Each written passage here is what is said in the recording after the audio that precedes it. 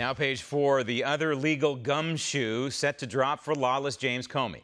Here's the disgraced, disgruntled former FBI director running around the country right now, hawking his book, holding town halls, and slandering the 45th president of the United States. No cares in the world, trying to rewrite history, still attempting to undo the election results of 2016. Yes, Comey is now doing in the private sector what he attempted to do in the public sector.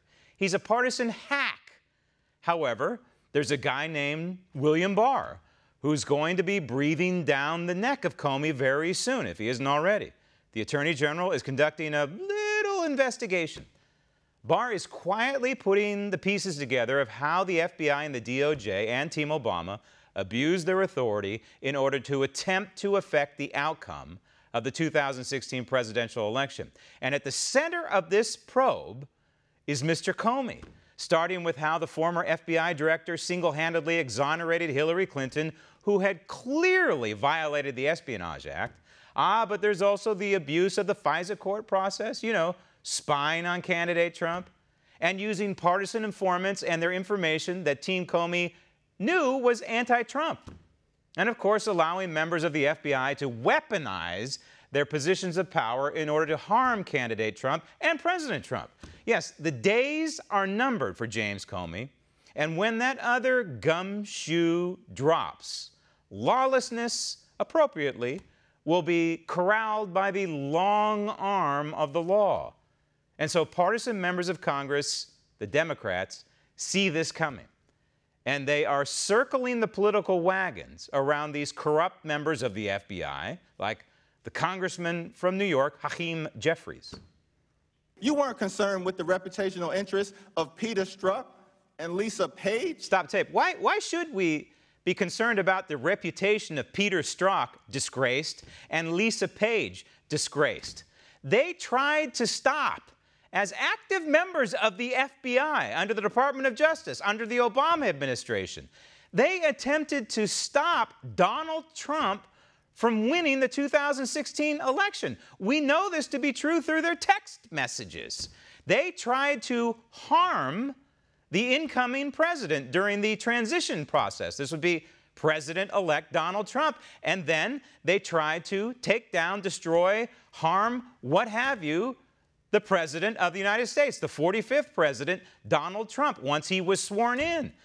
These people are the swamp. These are the creatures of the swamp that Donald Trump was alluding to when he rode into Washington, D.C., pledging to drain it. And fortunately, at least these two members, Page and Strzok, members of the swamp, have been sucked out.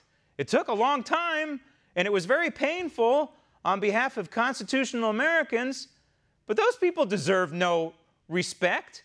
They used and abused their power. Roll tape. In fact, you embarrassed those two. Stop tape.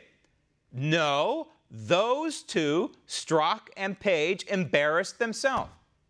If you talk to the run-of-the-mill FBI agent or just a pencil pusher at the FBI, maybe a support member at the FBI, there's a lot of FBI agents out there. There are a lot of people who work for the FBI out there across the country, and they do a good job, and they're good citizens, and they're not partisans, at least not at work. These people were partisan at work, and they showed it through their text messages on phones that I paid for, Congressman. So they embarrassed themselves. And if you ask these rank-and-file members of the FBI how they feel about Lisa Page and Peter Strzok, I bet you to a person, if they give a darn about this country, if they give a darn about the United States Constitution, to a person, they would say that they are embarrassed by those two. But apparently you're not. You think it's just fine what they did. Roll tape. They made mistakes, but you embarrassed. Stop the tape. Hold on a minute. They didn't make mistakes.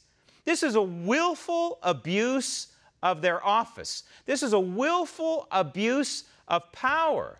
Texting messages between each other and Andrew McCabe, the disgraced, disgruntled, now gone former deputy director of the FBI, James Comey's right-hand man. Remember, they were sending texts to each other that we got to stop Donald Trump from being elected president.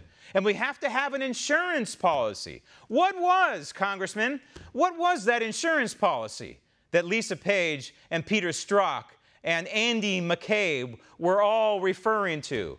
Was it the dossier, the phony dossier that was used to get the FISA warrant?